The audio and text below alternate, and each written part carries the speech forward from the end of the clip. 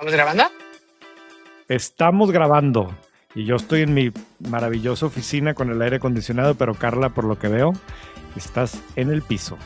Estoy en el piso del aeropuerto de Londres. Mira, aquí hay la evidencia y ahí dice que Ya las vi, gates están Gates para y allá. ¿Ya eso. viste? Ajá, sí, claro. Pero bueno, pues había que grabar White Paper 10 y la verdad es que este es el ratito de tiempo que encontramos. Entonces, perdón si se oye un poquito de ruido, aunque se supone que mis audífonos son noise canceling. Vamos a ver si hacen la magia. Muy bien, pues vamos a darle antes de que pierdas tu vuelo. Yo perdí mi vuelo el viernes pasado y Ya una van dos. frustración enorme. O sea, ya van dos. Digo, uno fue mi culpa, este no fue mi culpa. Y la aerolínea me lo arregló y todo, pero realmente son momentos complicados en los aeropuertos. Sí, Así es que sí. no te vaya a dejar tu avión. Este episodio es presentado por Aeroméxico. La verdad es que mi segunda casa es Aeroméxico. El año pasado, según la app de Aeroméxico, tomé 40 vuelos en su aerolínea. Y la verdad es que una de las razones por las que lo hago es porque algo que sí importa cuando viajas, sobre todo tanto como yo, es llegar a tiempo. Aeroméxico fue reconocida por segundo año consecutivo como la aerolínea más puntual del mundo, según el On-Time Performance Review 2025 de Cirium. El dato es fuerte, 90% de puntualidad después de casi 190,000 vuelos, por encima de aerolíneas como Qatar, Delta o SAS. En una industria donde sostener más de 85% todo un año es rarísimo, esto no es suerte, es operación, procesos y disciplina. Y para los pasajeros de negocios como yo, la puntualidad es confianza, menos fricción y menos estrés. No es un premio bonito, es una ventaja competitiva real. Gracias Aeroméxico por llevarme a tiempo. Pero bueno, ¿empiezas tú? Sí, hablamos en White Paper de este estudio que hizo UBS, el banco suizo, que a mí me gusta mucho, la verdad, el contenido que hacen en general, y que hablan de que en México el número de personas que tienen un patrimonio de más de $1,000,000 aumentó 2.7%, y entonces que hoy en día hay más de 330,000 personas que tienen más de $1,000,000 en México. Eso quiere decir que sumaron a esta lista 8.700 personas en 2025. El banco además calcula que de esos 339,000, 29,000, que son alrededor del 10%, tienen más de 5 millones. Y comparado con otros países, este es el dato que a mí me llamó más la atención. En Brasil hay alrededor de 386,000, es decir, solo 50,000 millonarios en dólares más que en México, y en Estados Unidos 23.7 millones, y en España 1 millón, y en Israel 195,000. Pero la comparación que creo que es relevante es esta de Brasil contra México, porque, a ver, Brasil es un país que es el doble de población, la economía es el doble de la economía, y solo tiene 15 o 20% más de millonarios, según lo que estima UBS, ¿no? Definitivamente. Y fíjate que no puse ahí el dato, pero en Brasil lo que sí es que la proporción de los que tienen más de 5 millones de dólares es más alta. Según otra Ok. vez. A ver, yo en lo personal, digo, y así como que un full disclaimer, yo no termino de entender cómo hacen este tipo de cálculos o de estimaciones y al final en un país como México en donde todo mundo oculta todo, yo honestamente creo que hay muchas más personas que entrarían en esta categoría. Pero bueno, estamos aquí partiendo de una metodología que además lo interesante es que la aplican pues, para todos los países por igual, entonces te puedes medio comparar en ese sentido, ¿no? Y justo ese punto, a mí me sorprendió muchísimo que aparece el mismo número de personas con $1,000,000 que en Brasil, cuando es una población mucho más grande, pero sí la diferencia es que los que tienen más, o sea, los que tienen más de 5 millones, en Brasil son más. Ahora, hay ciertos findings en el reporte eh, como curiosos, ¿no? Y por eso, por ejemplo, incluí el dato de Israel, porque Israel siendo un país tan chiquito en población, o sea, es una Israel proporción tiene mucho más alta. Incluso 8 millones de personas. sí, en la tabla en donde viene que esa no la incluimos en el mail, pero en el reporte completo viene una tabla de crecimiento en el año. Israel sumó el mismo número de personas que México. Ahora, o sea, siendo 8,000 y tantas personas, ¿no? Entonces hay como que este tipo de situaciones en algunos países que pues, es muy impresionante, ¿verdad? Bien diría yo que $1,000,000 no es lo mismo en cada E- país. O sea, Efectivamente. en Estados Unidos, digo, a ver, es muchísimo dinero, ¿no? Pero habría quien podría decir que en Estados Unidos $1,000,000 pues no es tanto, ¿no? Si la casa promedio vale, no sé, $150,000, etcétera. Y también lo que no dice aquí, no sé si decía en el reporte, es si esto es en assets líquidos o ya contando el valor de tu casa, el valor de tu plan de retiro, o sea, no estoy muy segura de a qué se refiera, ¿no? Entiendo que esto no incluye real estate, pero sí, para mí hay como que dos reflexiones que quería hacer al respecto, ¿no? Uno es, están de moda estos reportes. Y cuando digo están de moda es que nosotros todas las semanas nos topamos alguno. Como que antes, según yo, UBS y algunos de los así bancos más importantes del mundo lo hacían y ahora hay miles de consultoras distintas y hay diferentes como cruces al respecto, que eso está ligado con mi segunda observación al respecto, que tiene que ver con el crecimiento de los negocios y servicios diseñados específicamente para atender a la población que tiene más recursos, ¿no? Y lo vemos también por todos lados. Fíjate que sobre eso, qué curioso que lo menciones, vine a Londres de vacaciones, que está espectacular.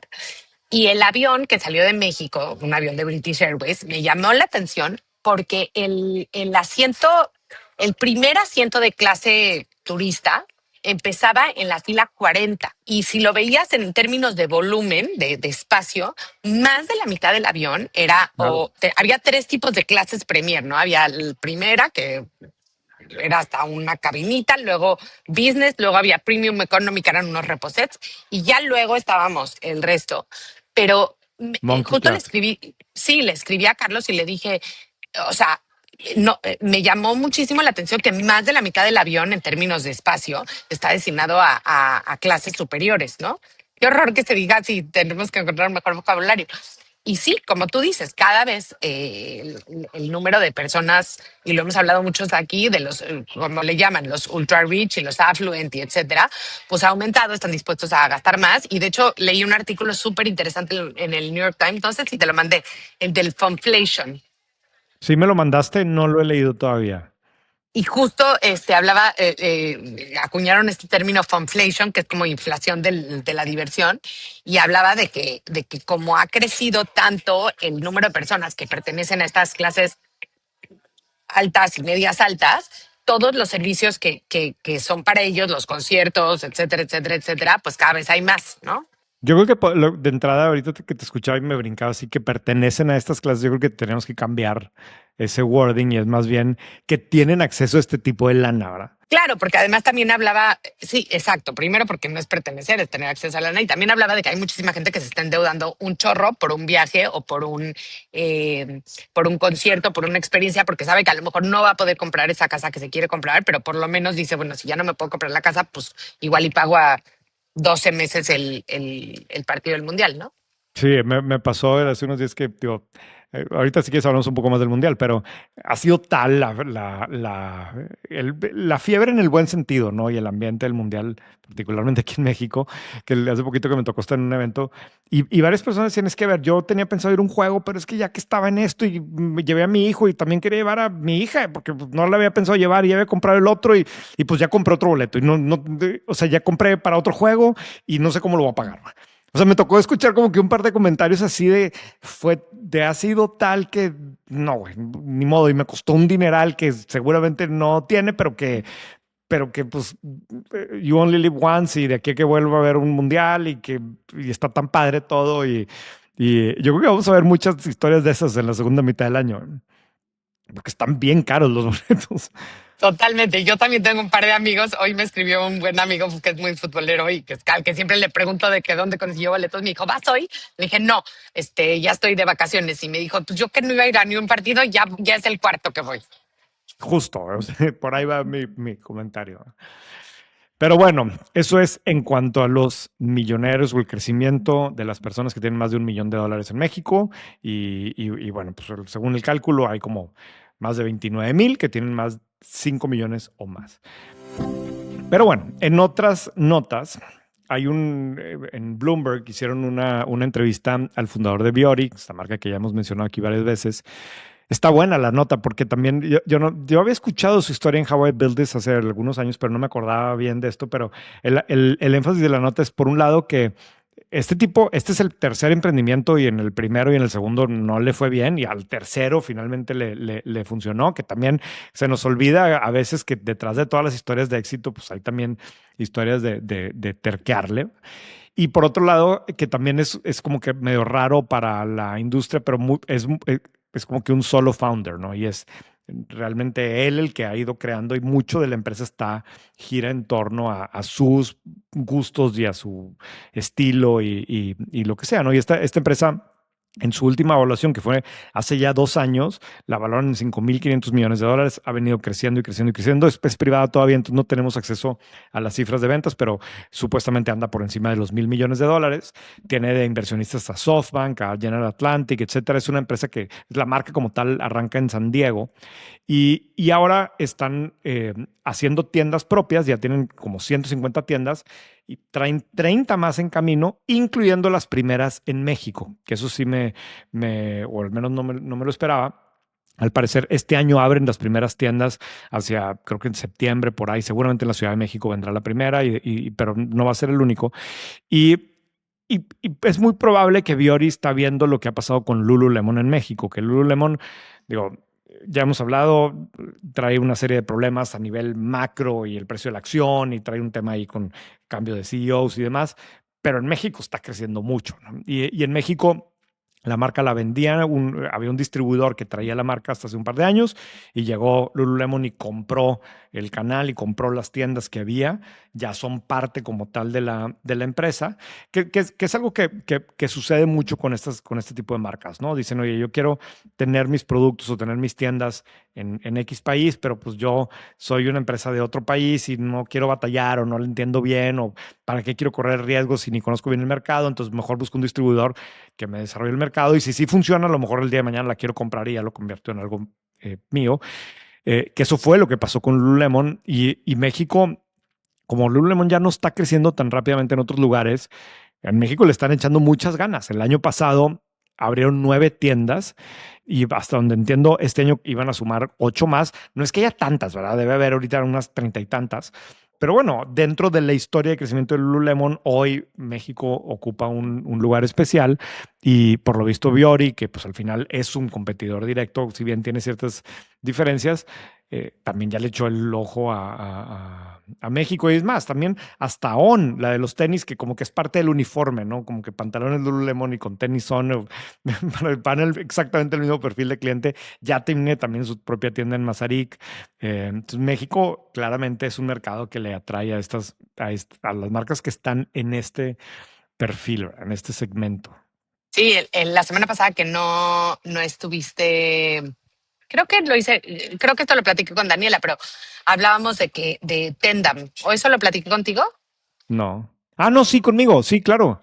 Sí, y sí, alguien, o sea, uno de nuestras personas que nos escuchan me dijo es que sí, es un powerhouse de consumo impresionante, pues, en nuestro país, ¿no? Digo, ya lo sabíamos, pero a mí me sigue sorprendiendo cada vez y también me sorprende que no haya estas marcas que se crean en México habiendo ya tanto conocimiento. O sea, imagínate toda la gente que ha pasado por todas estas marcas, por Liverpool, por Grupo Axo, por todas ellas, más la capacidad de manufacturing, ¿no?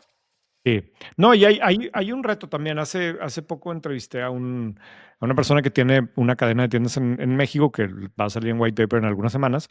No me quiero adelantar, pero justo me decía que ahora un tema es un reto que tienen todos los que tienen cadenas de tiendas el crecimiento en los centros comerciales, porque como que el crecimiento de centros comerciales de alguna forma se frenó por completo en la pandemia y le ha costado regresar. Y eso implica que para los que tienen que estar teniendo más tiendas, tienen como que relativamente pocas opciones, sobre todo de un cierto nivel. Y por eso también los aeropuertos, los espacios comerciales en los aeropuertos se han vuelto tan importantes como centros comerciales, ¿no? Para quienes tienen este tipo de cadenas. Como que hay una serie de cosas que se derivan de la llegada de este tipo de marcas y se abren oportunidades bien interesantes para, pues también en este caso, desde el punto de vista de real estate, ¿no?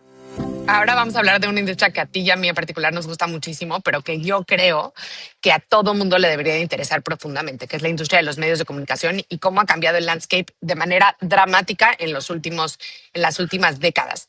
Entonces, The Information sacó una nota de que de las 10 empresas que más ingresos publicitarios generan, 5 son de China. ¿no? Que sería ByteDance, que es la dueña de TikTok, Alibaba, Temu, etcétera. Las otras obviamente son Google y Meta. Pero lo interesante para mí, más allá de que si son chinas o no, es que hace 20 años este espacio estaba dominado por compañías occidentales primero y compañías de entretenimiento, ¿no? Entonces eran los periódicos, las revistas, las cadenas de Los televisión, canales de TV. Ajá, exacto. los canales de TV. Hoy en día no hay ninguna sola compañía de, entre comillas, medios tradicionales, es decir, que genere su propio contenido, que sea de las 10 más grandes que venden publicidad en el mundo. O sea, nomás para precisar, Warner Brothers y Paramount fusionada sí entra ahí. Ok, Sería la ok. número 9, pero de las 10 que más publicidad ven en el mundo, solamente una, y una vez que se junten dos, realmente va a ser una empresa de medios. Todas las demás son plataformas digitales de diferente tipo. Y además, la otra cosa que creo que es muy diferente a hace 20 años es que son compañías globales. O sea, medios de comunicación tradicionalmente siempre había sido de una empresa súper localizada. En México era Televisa y a lo mejor TV Azteca, ¿no? En Estados Unidos era CBS, en Inglaterra era la BBC, lo que sea. Pero ya estas son compañías verdaderamente globales y que no, su principal función, o sea, ni de ninguna es ni no es, iba a decir no eres entretener, quizás entretener sí, pero no es informar. O sea, Sí, ninguna de ellas, digo, Google sí dice que es organizar la información del mundo y tenerla y hacerla accesible a todo el mundo, pero no es que ellos vayan a informar, o sea, no no, no tienen esta vocación generan, sí, editorial, no ¿no? generan la información, exacto. Ese es un cambio muy radical. Y el otro, digo, ya dijiste tú uno también, que es que la mitad son empresas de China, como que eso no era tan visible.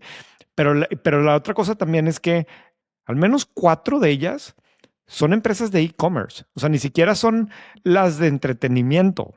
O sea, ni siquiera es que, sí, las más grandes son Google y Meta, definitivamente, y luego la tercera es ByteDance desde el punto o sea, la parte de TikTok, pero la número 4 es Amazon, que realmente ya el negocio de venta de espacios publicitarios dentro de Amazon la convierte en la cuarta más grande de venta de publicidad en todo el mundo, ¿no? Y tienes igual a Temu aquí, ¿no? A la empresa, la dueña de Temu, que son tan importantes ya para quien se va a anunciar, que es un poco lo que estamos viendo con toda proporción guardada, pero la obsesión que tiene Walmart por tener un negocio de venta de publicidad, ¿no? Y lo tiene Mercado Libre, que Mercado Libre debe ser grande también si consideras luego todo lo que tiene que ver, por ejemplo, con la parte de clasificados de autos, ¿no? Que ese es un negocio de publicidad como tal, pero son empresas que ese no es su chamba. Su chamba o su principal línea de ingresos es vender algo, pero ahora cuando le metes esto otro que es vender un anuncio, le aumentas la rentabilidad de manera muy dramática, ¿no? Porque se va directo al bottom line. Directito al bottom line y digo, yo siempre antes decía que quién era el valiente que en pleno siglo XXI iba a hacer una revista o un podcast o un medio. Ahora pues estoy sentada Aquí estamos, junto a uno claro. de ellos. Pero sí, digo, si te pones súper filosófico, es como si pensábamos, y lo hemos hablado tú y yo varias veces, ¿no?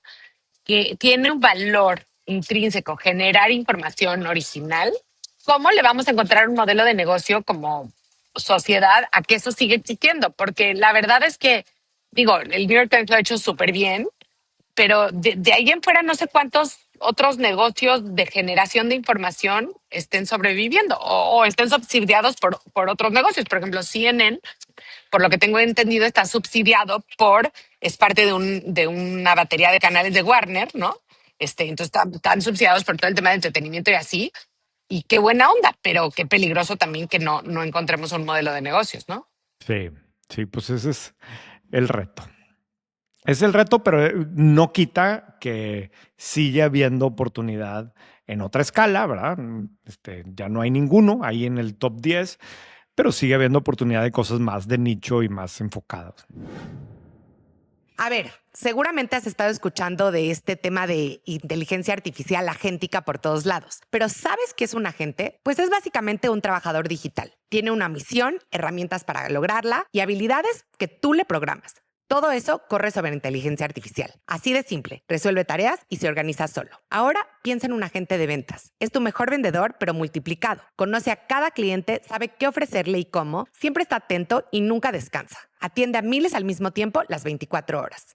Y eso es exactamente lo que hace Yalo. Te lo digo yo, que los conozco bien, porque trabajé con ellos durante varios años. Me encanta lo que hacen para empresas como Coca-Cola FEMSA, el Palacio de Hierro, Nestlé y PepsiCo. Y si tu empresa necesita esto, no esperes. Llámalos de mi parte. No te prometo descuento, pero sí que van a hacer que vendas muchísimo más. Entra a go.yalo.ai/white paper.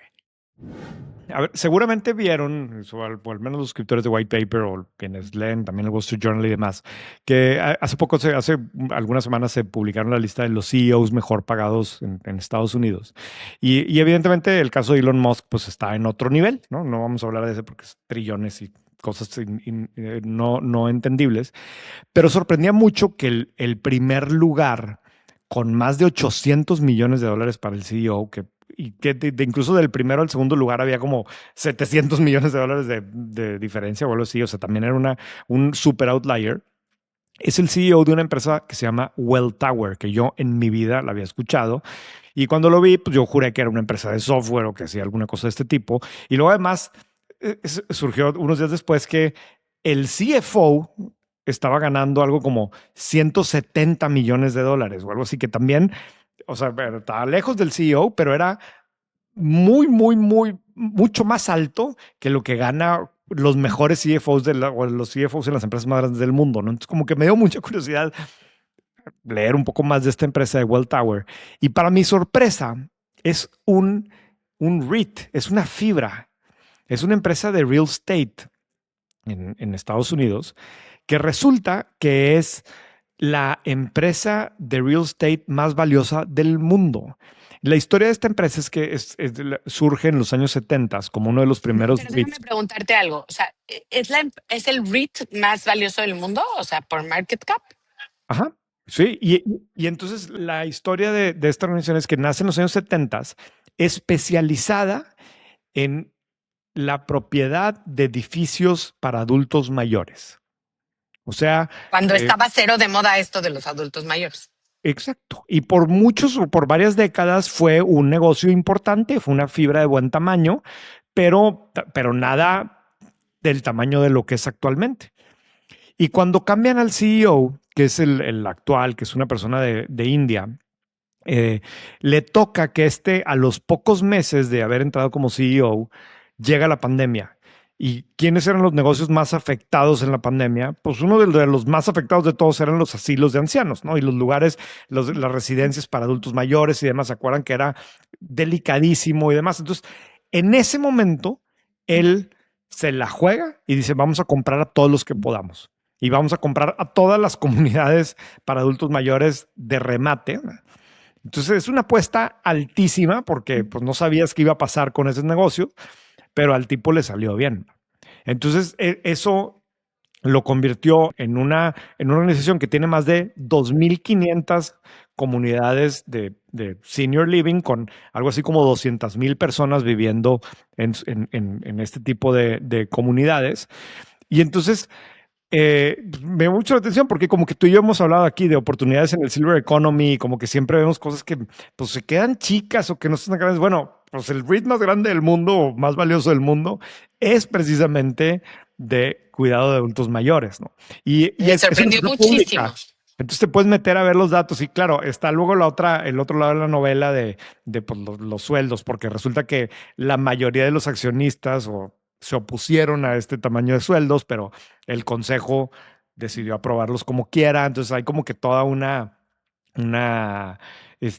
novela ahí al respecto. Y lo que el consejo dice me pareció bien interesante, porque este dato es de lo más poderoso, es que, digo, de entrada, y esto es como que un disclaimer importante, siempre que se habla de este tipo de sueldos de 870 millones de dólares, creo que es este caso, ¿no? Algo así, 821 millones de dólares. Vale la pena aclarar que no es como que la empresa le está dando 821 millones de dólares al CEO, como tampoco a Elon Musk le está dando $1 trillón SpaceX. De hecho, son paquetes en donde, en este caso en particular, en el de Welltower que me metí a ver, el 99% de las acciones, perdón, el 99% del plan de compensación está en acciones y esas acciones, la mitad se las gana si llegan a valer el equivalente de ese dinero, ¿no? O sea, yo te voy a dar eso. Es relativamente común en los paquetes de compensación muy agresivos de las empresas públicas.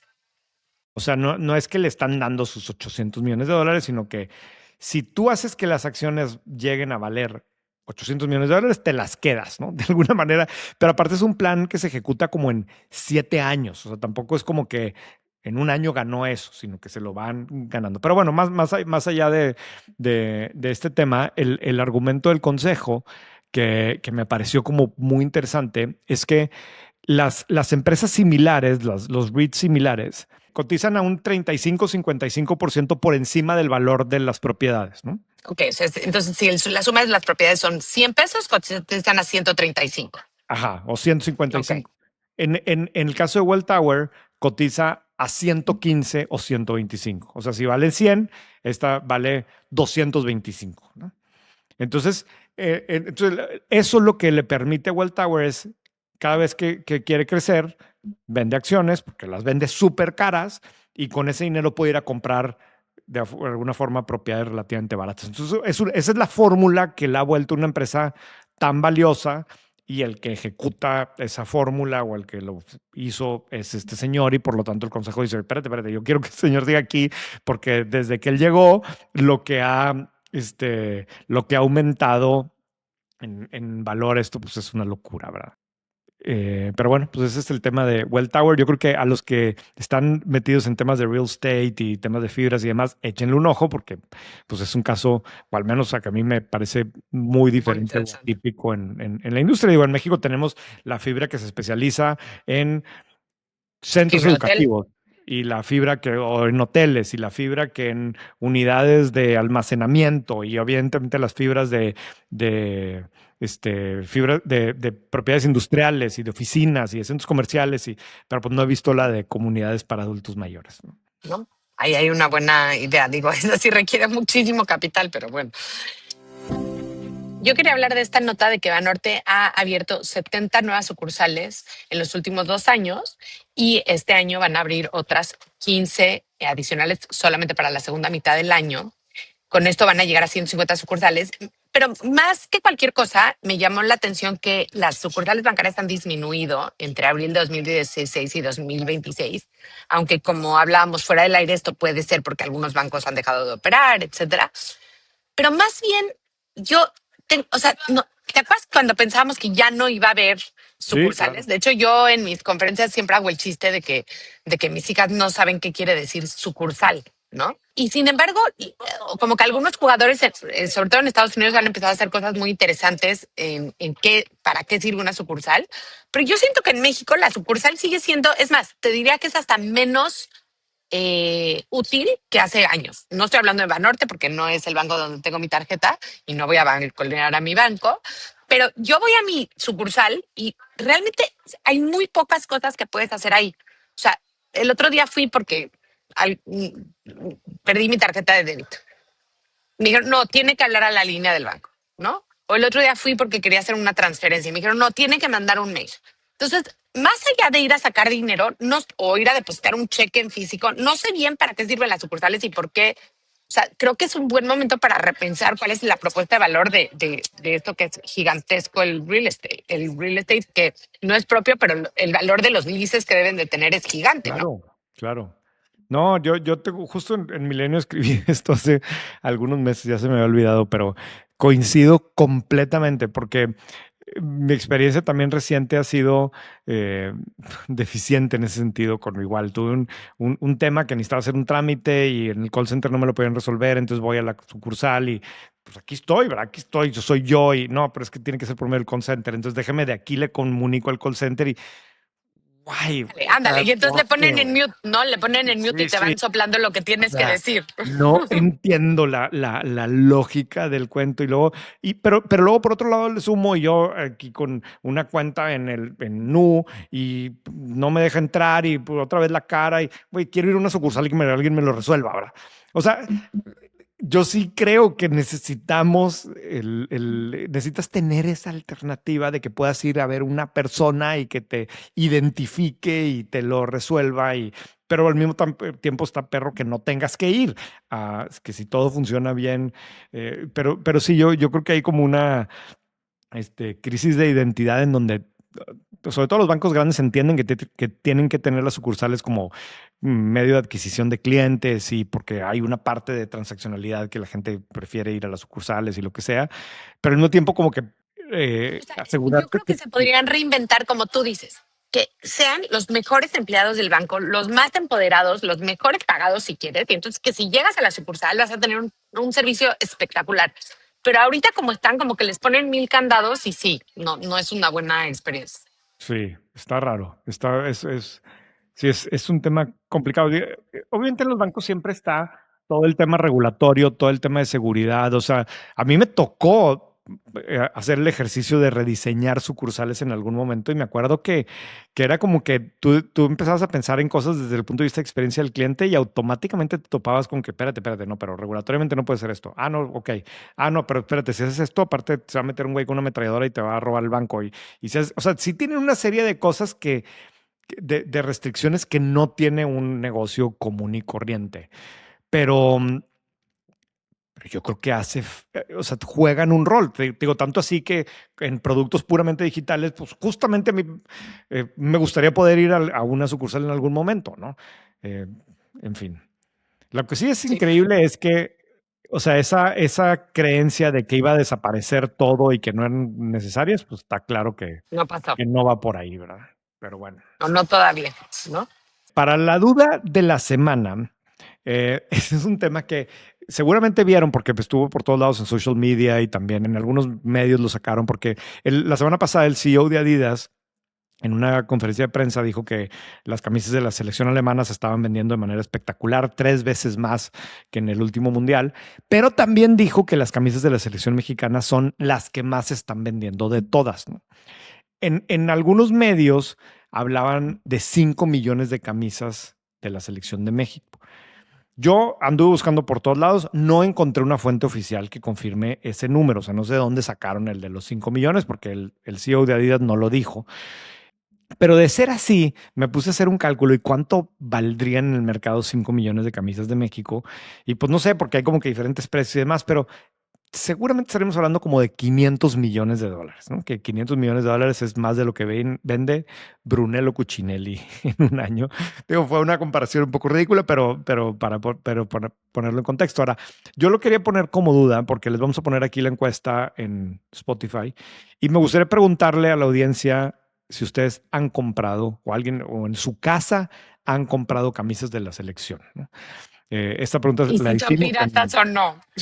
bueno, sí, piratas o no, Bueno, eso no nos contesten.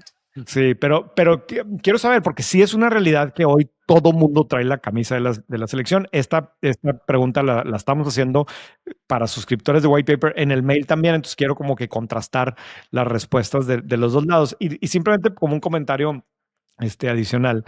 Hay un newsletter que se llama Regios Will Be Regios, que me encanta a mí, que digo, es un tema sumamente local y es un periodista que se burla mucho de la cultura regia, ¿no? Pero lo hace de una manera espectacular porque él es regio, ¿no?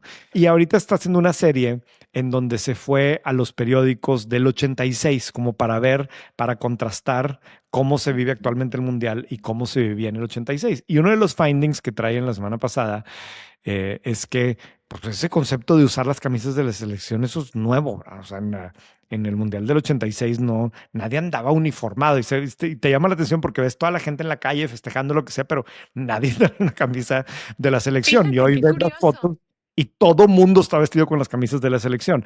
Sí, ojo, que mucha gente se ponía camisas verdes, ¿no? Y era como que parte del cuento. Y viene el gobernador vestido con su polo verde y el arzobispo con su polo verde.